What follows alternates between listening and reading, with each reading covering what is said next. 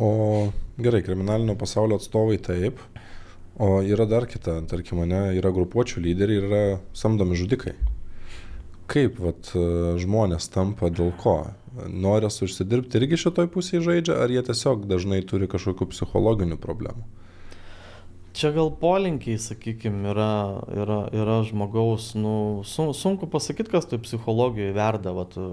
Mes ten domėjomės, kas buvo tas Alvydas Juodris, Benas Kerdikas, kur esam padarę porą sėkmingų video epizodų, labai žiūrimų apie tą patį Vilniaus bomberį Valerijų Januškevičių, aš rašiau knygą ir ten kažkoks vienas kitas video buvo susuktas.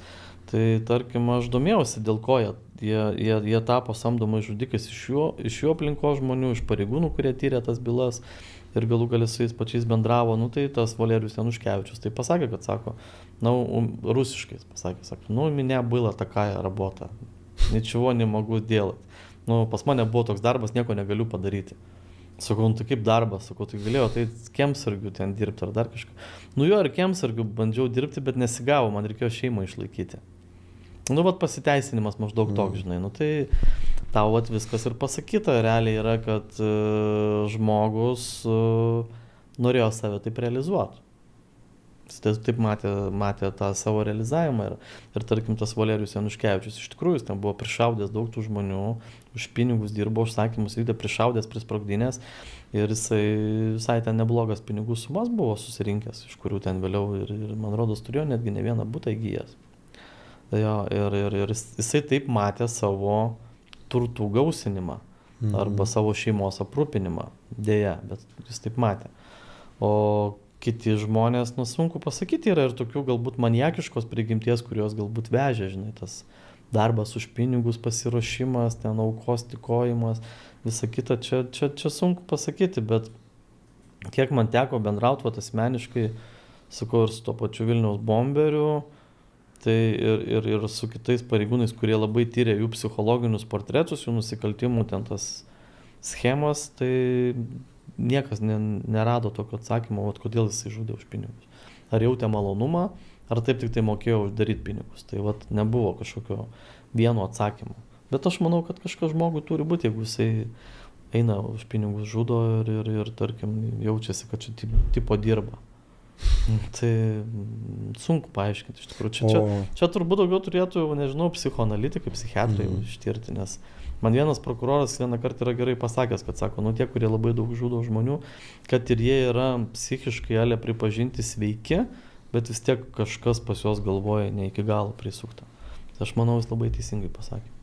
O dažniausiai samdomi žudikai priklausydavo kažkokiom gaujom, ar jie būdavo tokie vieniši vilkai, kuriuos samdydavo, tai vienas, tai kitas?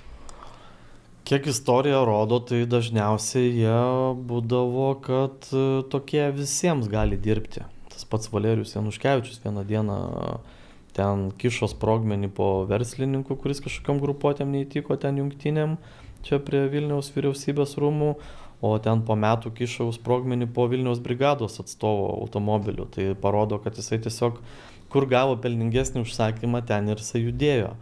Tai todėl, mes ne Rusija vis tiek, nei buvom, nei esam, tik priklausom Sovietų sąjungai.